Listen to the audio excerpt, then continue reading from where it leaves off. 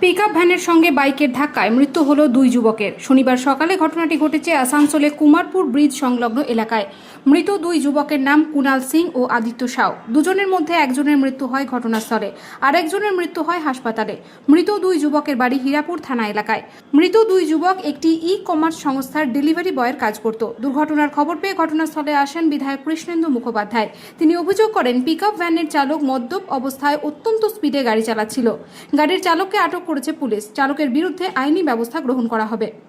Bike আরোহী দুই যুবককে ধাক্কা মেরে উল্টে যায় পিকআপ ভ্যান। পুলিশ এসে আহত বাইক আরোহীকে উদ্ধার করে আসানসোল জেলা হাসপাতালে নিয়ে যায়। সেখানে মৃত্যু হয় ওই আরোহীর। ঘটনাস্থলে আসেন পুলিশ আধিকারিকেরা।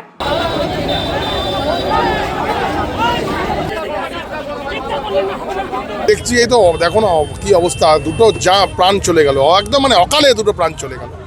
এইভাবে এত চেষ্টার পরও এত দ্রুত গতিতে গাড়ি চলছে, দেখছি আমরা কি করা যায়। এটা অ্যাক্সিডেন্ট হয়েছে, দুজন মারা গেছে, একজন স্পটে মারা গেছে, একজনকে হসপিটালে নিয়ে গেছে, যেতে যেতে রাস্তায় মারা গেছে। ডেলিভারি বয় ছিল, ফ্লিপকার্টে এরা কাজ করতো, তাকে অ্যারেস্ট করা হয়েছে। আমরা দেখি যে মদ্যপ অবস্থায় গাড়ি চালানো আইনের যা যা ধারা আছে সেই ধারা যুক্ত হবে, কীভাবে আর যাতে কোনোদিন আর গাড়ি চালাতে না পারে সেই ব্যবস্থা করতে হবে।